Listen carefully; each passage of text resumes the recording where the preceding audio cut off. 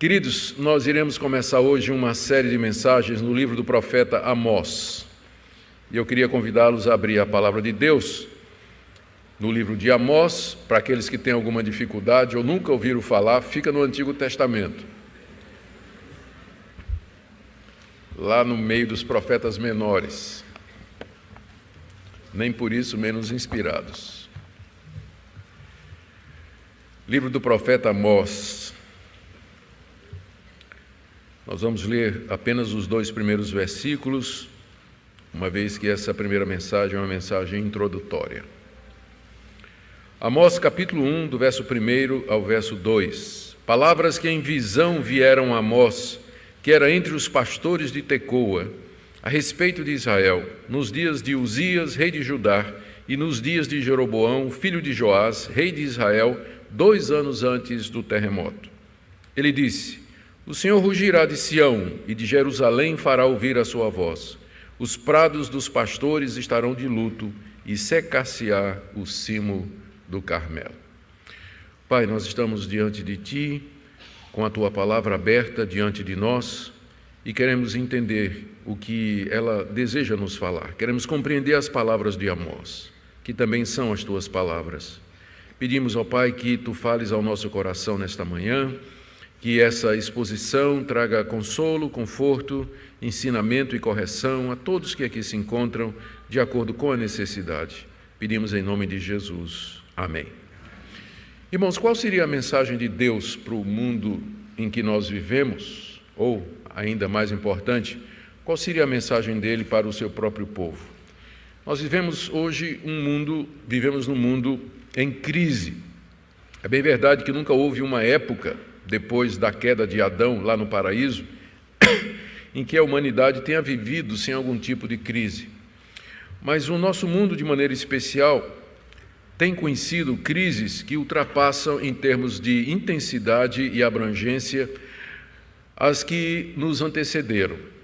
Crises internacionais trazem insegurança a todos. O que acontece num país na América do Sul, como a Venezuela, por exemplo, traz implicações até para as relações entre Estados Unidos e Rússia, estremecendo, inclusive, o bom relacionamento entre elas. A crise econômica que se agrava em países da África, por exemplo, por conta da situação sistêmica e da globalização, acaba atingindo países mais desenvolvidos e chega também ao nosso país. A decadência moral avança cada vez mais em todas as sociedades, especialmente as do mundo ocidental. Recentemente, na cidade de Nova York, foi aprovado o aborto para qualquer época da gestação. Em muitas partes do mundo, os cristãos estão sendo perseguidos, presos, em alguns casos martirizados, sem que haja reação das autoridades mundiais e responsabilização dos culpados por esse massacre religioso. Para não falar da grande crise que existe na cristandade hoje. Começamos com a decadência do cristianismo na Europa e no Canadá, a rápida secularização que está acontecendo nos Estados Unidos e a predominância no sul global, que são aqueles países abaixo do Equador, leia-se América Latina, América do Sul, a China, a África, a Coreia. Nesses países, embora o evangelho esteja crescendo, predominam linhas teológicas e práticas estranhas ao evangelho. E no Brasil, a igreja, apesar de estar crescendo, parece irrelevante diante dos grandes desafios que a nossa nação nos impõe como cidadãos. Desafios na área da moralidade, na área da retidão nos negócios, na condução do país com lisura e honestidade, da pobreza e da opressão. Qual seria a mensagem que Deus tem para nós, então, para o nosso mundo, para a nossa igreja?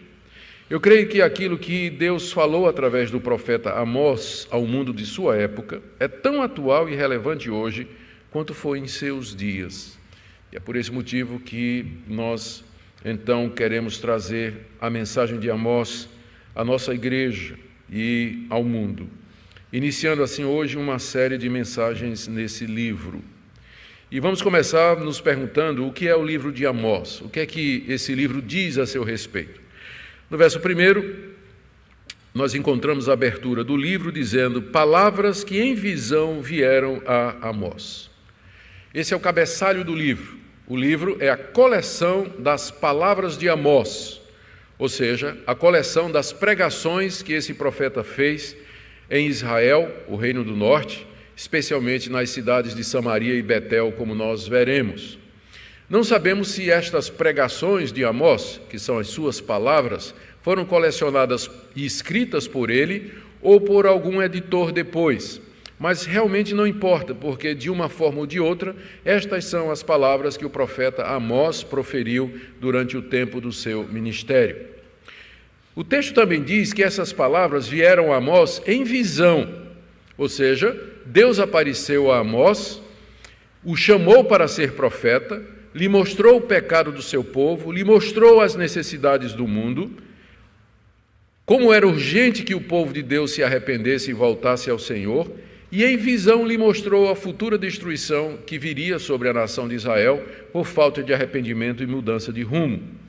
E aqui a gente tem um exemplo excelente do que nós chamamos da doutrina da inspiração das Escrituras. Esse livro é, ao mesmo tempo, as palavras de Amós e, ao mesmo tempo, as palavras de Deus, porque as palavras que Amós proferiu foram dadas a ele em visão. E aqui você tem a combinação destas duas coisas: a preservação da personalidade de Amós, do vocabulário de Amós, do seu estilo de falar. Isso aí não é alterado quando Deus inspira o autor bíblico, mas ao mesmo tempo estas palavras foram palavras que foram dadas a ele através de visões. Portanto, esse livro é ao mesmo tempo as palavras de Amós e também a palavra de Deus. E é daqui que vem a sua autoridade. O segundo ponto que eu queria trazer nessa mensagem introdutória é: quem é esse Amós então? Nós sabemos apenas 3 coisas sobre ele. Primeiro, diz aí o verso 1, que ele era entre os pastores de Tecoa. Ele era entre os pastores de Tecoa. Tecoa era uma vila que fica, ainda hoje ela existe essa vila com outro nome, Tecoa. Mas era uma vila que ficava ao sul de Jerusalém, cerca de 15 quilômetros, e que era muito propícia à atividade pastoril.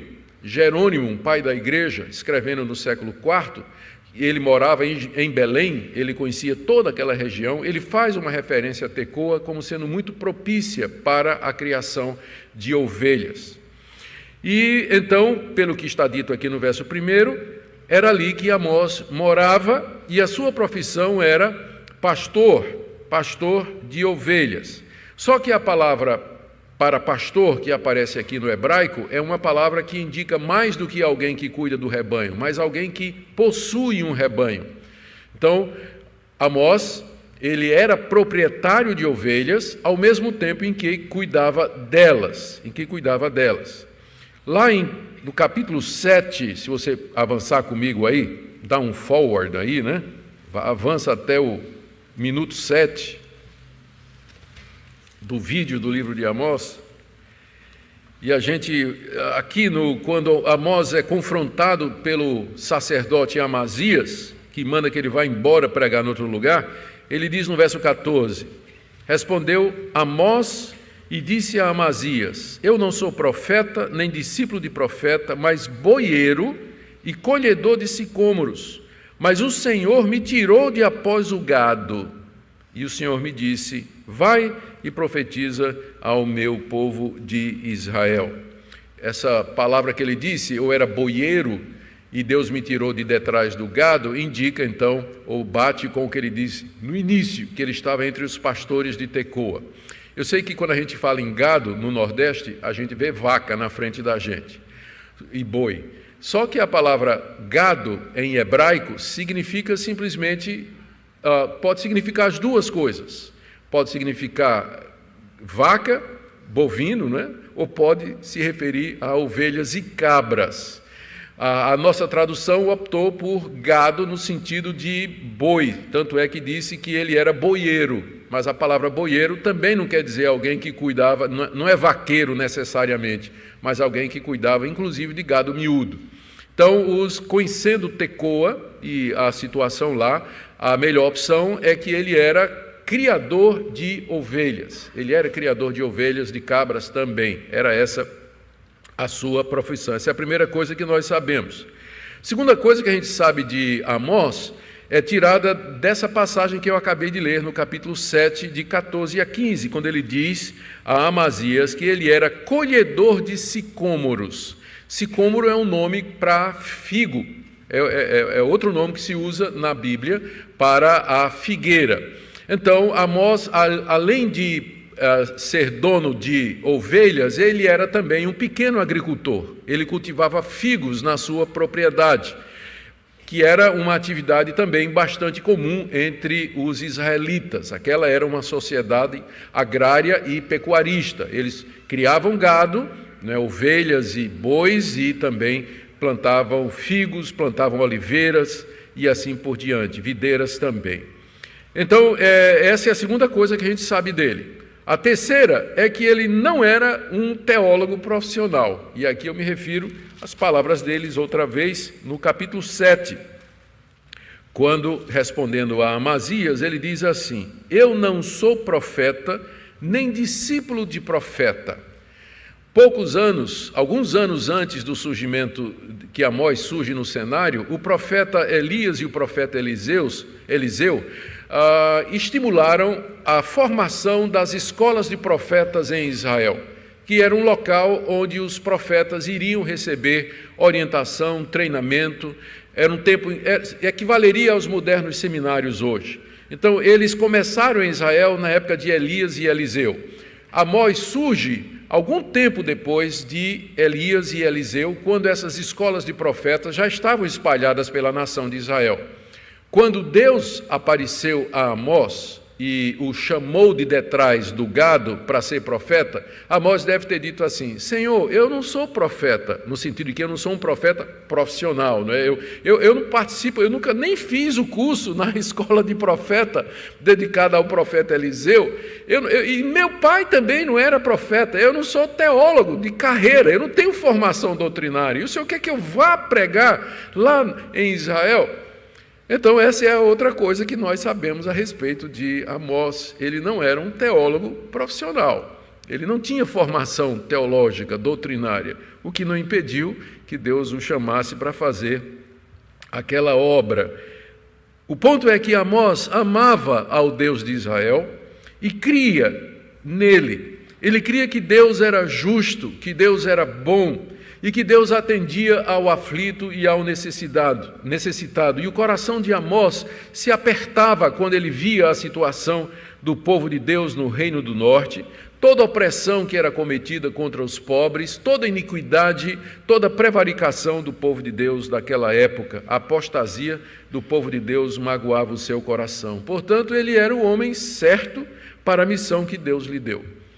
Além desse amor a Deus e do coração pesado pela injustiça que predominava no seu mundo, ele conhecia a miséria e a pobreza dos oprimidos da época, trabalhando no campo onde a opressão e a pobreza eram maiores. Vivia de maneira modesta em Tecoa, porque ele era proprietário de gado e tinha uma propriedade onde cultivava figos, mas ele mesmo cuidava do gado, o que indica que ele era apenas um pequeno agricultor, né? O rebanho naturalmente pequeno, e ele mesmo tinha que cuidar disso. Era um homem rude, era um homem corajoso, um homem acostumado com a dureza da vida, um homem do campo. Você vai perceber que tem muitas metáforas aqui no livro, muitas figuras que são tiradas exatamente do campo. A partir dessa daqui, ele compara Deus a um leão. Quantos leões Amós não devia ter encontrado naquela época, não é? Davi matou um quando cuidava de ovelhas. Eu não sei quantos leões Amós deve ter visto e quantas vezes o rugido do leão aterrorizou o coração de Amós, mas ele vai se referir a Deus constantemente como sendo um leão que ruge, uma figura que ele estava bastante familiarizado. Amós conhecia o mundo da época por suas viagens como pastor, e para usar as palavras aqui do Dionísio Pape, no comentário em Amós, ele diz assim, que Amós seria um vaqueiro matuto do interior da Paraíba, vindo pregar em Recife. É mais ou menos isso que era Amós. É esse o homem que escreve esse livro. A quem, em terceiro lugar, então, já vimos o que é o livro de Amós, são as palavras de Amós e a palavra de Deus. Já vimos quem é Amós, era um proprietário de ovelhas, também cuidador de ovelhas, plantador de sicômoros, um homem sem treinamento profissional, um homem do campo, porém que amava a Deus profundamente. E agora, em terceiro lugar, a quem as palavras de Amós foram dirigidas? Deus o chamou para profetizar a quem? As palavras de Amós, pelo que nós lemos no livro, elas são dirigidas primeiro àquelas nações, 6 nações circunvizinhas à nação de Israel. Amós começa o livro falando contra essas nações, denunciando o pecado dessas nações. Mas no fim fica claro quem é a verdadeira audiência de Amós. Ele fala primeiro das nações para dizer à nação de Israel que Deus é Senhor de tudo, de todos, sem exceção. E ele vai fechando o cerco até que finalmente a sua mensagem alcança o seu alvo pretendido desde o início, que é a nação de Israel no Reino do Norte. Aqui é importante lembrar que aquela divisão que tinha acontecido cerca de 200 anos antes de Amós, na nação de Israel, depois da morte do rei Salomão, o reino foi dividido em 2. 10 tribos se separaram da casa de Davi e ficaram no norte, e elegeram como capital a cidade de Samaria. E 2 tribos ficaram com a casa de Davi, a tribo de Judá e a tribo de Benjamim, cuja capital era Jerusalém ou Sião.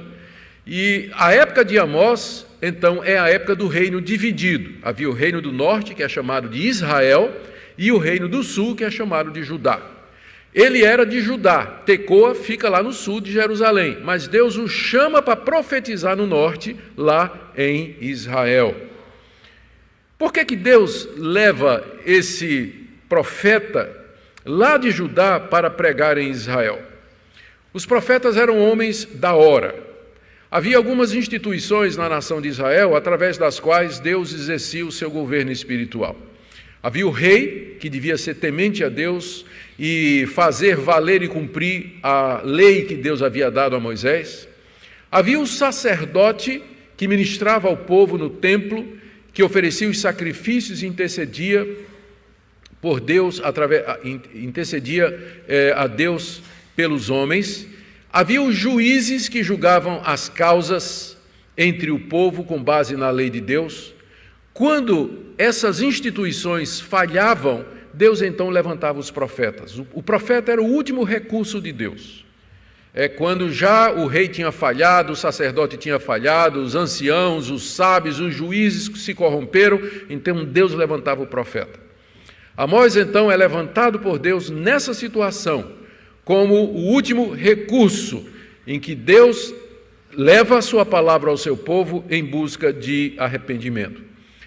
A época de Amós, quando Amós é levado para profetizar em Israel, no Reino do Norte, havia muita prosperidade financeira e militar no Reino do Norte. O rei naquele tempo era o rei Jeroboão II, e era um rei muito hábil para fazer negócios, era muito hábil na estratégia internacional e muito capaz militarmente. Tinha tido grandes vitórias que nós encontramos no livro dos reis e no livro das crônicas, relatam os feitos do rei Jeroboão II. Então o Reino do Norte vivia uma época de grande prosperidade financeira e segurança militar. Por exemplo, no capítulo 3, verso 15, Amós se refere a casa de inverno, a casa de verão, casas de marfim, as grandes casas, todas serão destruídas, diz Amós, revelando o luxo em que o Reino do Norte vivia. No capítulo 6, no verso 4, ele fala dos móveis caros que havia nas casas dos judeus no Reino do Norte. Vocês dormem em camas de marfim. Já pensou, cama de marfim? Quantos elefantes não morreram para fazer uma cama daquela? Camas de marfim. No capítulo 4, verso 1, ele se refere aos prazeres que as mulheres de Samaria, aos quais se entregavam. Ouvi esta palavra, vacas de Bazã, está falando das mulheres, não é chamando de vaca. Ouvi esta palavra, vacas de Bazã, que estáis no monte de Samaria, oprimis o pobre, esmagais o necessitado, e dizeis a vosso marido, dá cá e bebamos. Falando da luxúria em que aquelas mulheres viviam. No capítulo 8, no verso 5, ele fala da sede e o desejo dos judeus de fazer negócio e ganhar dinheiro, a ponto de dizer o seguinte: quando passará a festa da lua nova para vendermos os cereais? Quando terminará o sábado para abrir os celeiros de trigo, diminuindo o efa, aumentando o ciclo, procedendo dolosamente com balanças enganosas? Em outras palavras, o povo dizia assim: quando é que o sábado vai acabar para eu abrir o meu negócio? Porque era proibido abrir o negócio no sábado, né? E o judeu ficava contando: rapaz, espero que o sábado acabe logo, porque eu quero ganhar dinheiro. Quer dizer, não tinha interesse pelas coisas de Deus, era uma religião formal. O negócio deles era ganhar dinheiro, aproveitar a vida, gastar dinheiro, viver de maneira extremamente luxuosa. Capítulo 6, verso 6, nós vamos ver todos esses versículos com calma depois. Vós que bebeis vinho em taças e vos ungis com mais excelente óleo, mas não vos afligis com a ruína de José. Uma referência de Amós, a insensibilidade que havia dominado o coração daqueles judeus. Eles tinham do bom e do melhor, procuravam tudo que era de grife, tudo que era mais caro, e não se importavam, não se afligiam com a ruína de José, com o pobre que não tinha nada, pobre que sofria ali, enquanto que eles usavam tudo top de grife. Então, Amós é chamado para profetizar a uma sociedade opulenta, uma sociedade acostumada com a prosperidade, que vivia bem, uma sociedade materialista, onde as pessoas viviam para fazer negócio, ganhar dinheiro e se esbaldar nos prazeres. Não é que prosperidade seja errado, e nem que ter bens seja errado. Deus abençoa e concede bens materiais ao seu povo. O problema é que isso tinha trazido indiferença dessas pessoas para com os necessitados, e boa parte dessa riqueza tinha sido adquirida através da opressão e da injustiça para com a classe trabalhadora e com os mais pobres. Amós menciona a exploração dos pobres no capítulo 2, de 6 a 7, quando ele diz assim: por 3 transgressões de Israel e por 4 não sustarei o castigo, porque os juízes vendem o justo por dinheiro, condenam o necessitado por causa de um par de sandálias, suspiram pelo pó da terra sobre a cabeça dos pobres, pervertem o caminho dos mansos e assim por diante. Ou seja, aquele dinheiro era obtido, aquela riqueza era obtida através da perversão do juízo, do suborno que era feito aos juízes, aos magistrados e assim por diante. Corria muito dinheiro em tudo isso. Ele fala da falência moral do governo, capítulo 6, de 1 a 4, se dirigindo aos reis: ai de vós que andais à vontade em Sião, que vivem sem receio no monte de Samaria, homens notáveis da principal das nações, aos quais vem a casa de Israel. Ai de vós, homens notáveis. Ele fala também da imoralidade generalizada, capítulo 2, verso 7, quando ele diz que um homem e seu pai coabitam com a mesma jovem e assim profanam o meu santo nome. E no geral, capítulo 5, verso 12, quando ele diz assim: sei serem muitas as vossas transgressões e graves os vossos pecados, afligis o justo, tomais suborno e rejeitais os necessitados à porta. Qual era a causa para essa apostasia, para essa decadência moral tão grande do povo do Reino do Norte? E como é que chegou a isso? A resposta é que eles haviam se afastado de Deus. Haviam se afastado do culto a Deus. Havia 3 centros religiosos no norte, a nação de Israel, o povo do norte. Tinha 3 centros religiosos. No sul só tinha um, que era Jerusalém, mas no norte havia 3, que eram Beceba, Gilgal e Betel. Veja como Amós se refere a eles de maneira irônica no capítulo 5, verso 5. Verso 4 e 5. Capítulo 5, versos 4 e 5. Pois assim diz o Senhor à casa de Israel: buscai-me e vivei. Porém não busqueis a Betel. Em Betel tinha 2 bezerros de ouro que Jeroboão I havia feito. Não busqueis a Betel, nem venhais a Gilgal, e não passeis a Beceba, porque Gilgal será levada em cativeiro e Betel será desfeita em nada. Buscai ao Senhor e vivei. Esse era o problema da nação de Israel. Havia se desviado de Deus, Nos 3 centros religiosos haviam colocado altares e imagens dos deuses pagãos. Em Betel, Jeroboão I tinha colocado 2 bezerros de ouro e tinha dito à nação de Israel: são estes os deuses que tiraram vocês da terra do Egito. Vocês não vão descer mais para Jerusalém para adorar a Deus, vocês vão adorar a Deus aqui no santuário de Betel, que é o santuário do reino. E todo o povo seguiu Jeroboão I. E essa prática continuou. Quando Amós surge no cenário, ele surge nesse cenário de apostasia, de decadência religiosa, de idolatria, de abandono dos caminhos de Deus. E eram muito concorridos estes centros religiosos. No capítulo 5, de 21 a 23, Deus diz assim: eu aborreço, desprezo as vossas festas, e com as vossas assembleias solenes não tenho nenhum prazer, e ainda que me ofereçais holocausto e as vossas ofertas de manjares, não me agradarei deles, nem atentarei para as ofertas pacíficas de vossos animais. Afasta de mim o barulho dos teus cânticos, não ouvirei as melodias das tuas liras, antes corra o juízo como as águas e a justiça como o ribeiro perene. Ele está se referindo aos cultos que havia nesses 3 centros religiosos, onde os judeus adoravam a Deus num sincretismo juntamente com os deuses pagãos, e Deus está dizendo: não adianta fazer isso, porque eu não vou aceitar. Nós veremos isso com bem mais profundidade mais adiante. Em outras palavras, Amós, ele não era um missionário falando a povos pagãos, mas ele era um profeta levantado por Deus para falar ao seu próprio povo. Amós levanta a película que cobria a verdade sobre a sociedade judaica do norte. Ele varre, ele tira o verniz que estava por cima daquela sociedade aparentemente respeitável e mostra o podre, mostra a corrupção, mostra o pecado que estava comendo o coração do povo de Deus lá em Israel. Ele é enviado então para denunciar o pecado do povo de Deus, chamar a nação ao arrependimento e anunciar que o juízo estava próximo se eles não se arrependessem. Lembremos que quando Amós profetiza, ele profetiza ao mesmo tempo do profeta Isaías, ele é contemporâneo de Isaías, ele vem depois de Joel e foi sucedido pelo profeta Oséias. Ele viveu exatamente naquela época de grande apostasia do povo de Deus. É interessante que, e essa é uma consideração que nós não podemos deixar de fazer, mesmo que o reino do norte tenha se separado da casa de Davi, tenha instituído templos e altares em 3 lugares, Betel, Gilgal e Berseba, ainda assim Deus os considerava como seu povo.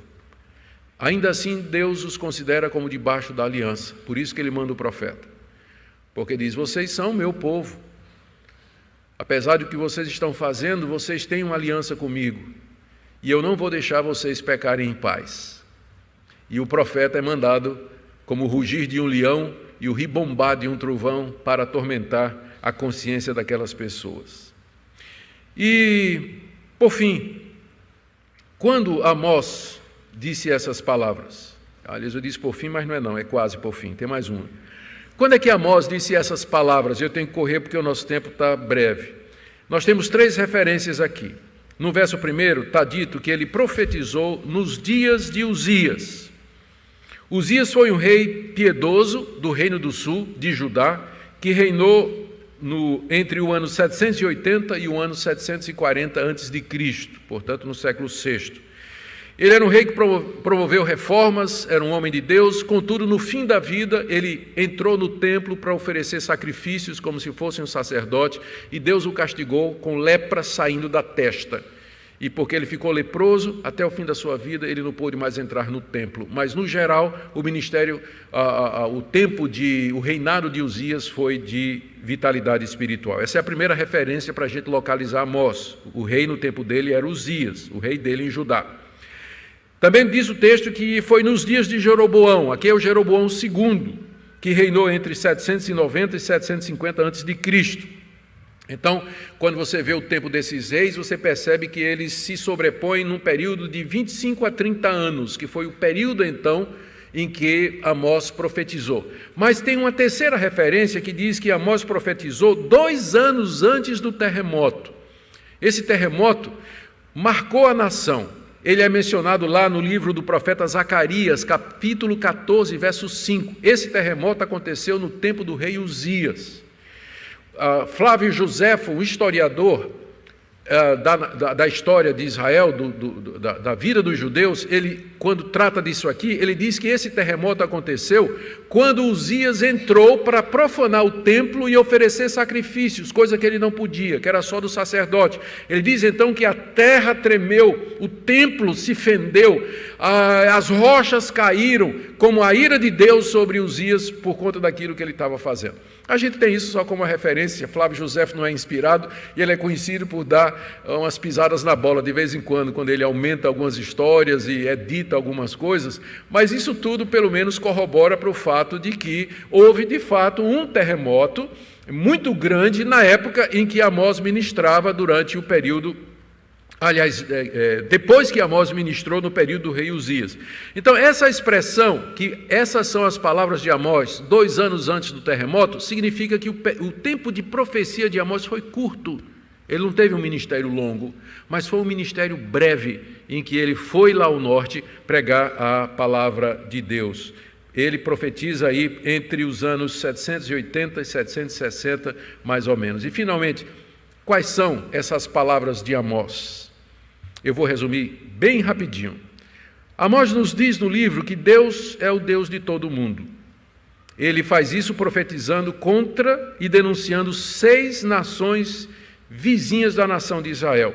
O que é que Deus denuncia através de Amós?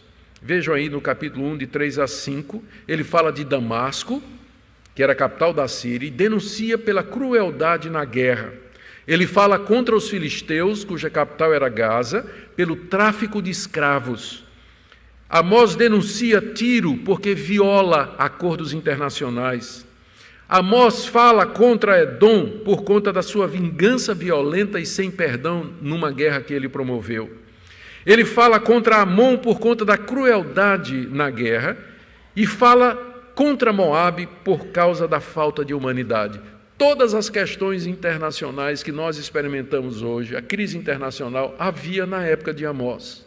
E Amós surge no cenário dizendo: Deus está vendo isso e Deus haverá de castigar as nações por conta disso. Então, a mensagem dele era primeiramente para estas nações. Note que ele não vai mencionar nenhum dos deuses dessas nações, porque para Amós, Deus é o único Deus que governa sobre todas elas. Segunda mensagem é que Deus, como leão que ruge, ele vai executar juízo contra as nações e contra o seu próprio povo. Verso 2 do capítulo 1. O Senhor rugirá de Sião e de Jerusalém fará ouvir a sua voz. Os prados dos pastores estarão de luto e secar-se-á o cimo do Carmelo. O Senhor rugirá de Sião. Deus aqui é comparado a um leão que ruge. O leão ruge para paralisar a vítima e nada escapa ao seu ataque. Como eu disse, Amós já deve ter presenciado aquilo muitas vezes enquanto cuidava das ovelhas. Ele sabia do efeito do rugido do leão. Deus é um leão que ruge, está pronto a saltar sobre a sua vítima, que é as nações, que são as nações e o seu próprio povo. Amós diz que Deus vai fazer ouvir a sua voz. A tradução poderia refletir o que é que isso significa. Essa expressão, fazer ouvir a voz, é frequentemente usada na Bíblia para o som do trovão. Poderia ser traduzido: Deus trovejará de Sião. Ou seja, ele não somente vai rugir como um leão, mas a voz dele será como a voz de um estrondo, de um trovão, anunciando a sua ira sobre aquele povo. Só que a gente sabe que o trovão anuncia chuva, só que no caso aqui o trovão anuncia uma seca. Olha o que ele diz: Deus trovejará de Jerusalém e os prados dos pastores, o campo dos pastores, ficarão de luto e secar-se-á o alto do Monte Carmelo. Prado dos pastores, no vale alto do Monte Carmelo, uma seca que vai consumir tudo. É a maneira de Amós dizer que o juízo de Deus vai chegar como um leão que ruge. O juízo de Deus vai chegar como uma grande seca prenunciada por trovoadas. e ela vai alcançar a todos, ninguém escapará, do Vale dos Pastores até o alto do Monte Carmelo, que era um dos montes mais altos da região da Palestina. Nada vai escapar ao rugido do leão e ao trovejar de Deus. Terceira parte da mensagem de Amós é que Deus, através dele, chama o seu povo ao arrependimento. Você percebe que Deus é paciente, porque ele ruge de Sião, é de Sião que você tem o altar, onde os sacrifícios são oferecidos e onde Deus perdoa. Ele diz, quando se dirige às nações, por 3 ou 4 transgressões dessa nação eu não sustarei o castigo, e você encontra isso logo aí no verso 3 transgressões de Damasco e por 4 não sustarei o castigo, quer dizer, na primeira Deus não castigou, na segunda Deus não castigou, na terceira Deus não castigou, mas na quarta Deus disse, agora eu venho. A paciência de Deus é uma mensagem de expectativa, de que o povo se arrependa porque Deus é paciente. Fora o fato de que Deus já tinha mandado Isaías e agora ele manda Amós e ainda vai mandar Oséias para trazer o povo ao arrependimento. Essa é a mensagem que ele nos traz aqui. E eu quero já partir, queridos, para o final. O que é que nós podemos aprender? Como tudo isso é parecido com os nossos dias. É verdade que o Brasil não é uma teocracia, né, mas Deus é o mesmo. O nosso Deus é exatamente o mesmo Deus. E nós vemos aqui que a corrupção dos governantes atingiu proporções inacreditáveis. Permanece a exploração dos trabalhadores.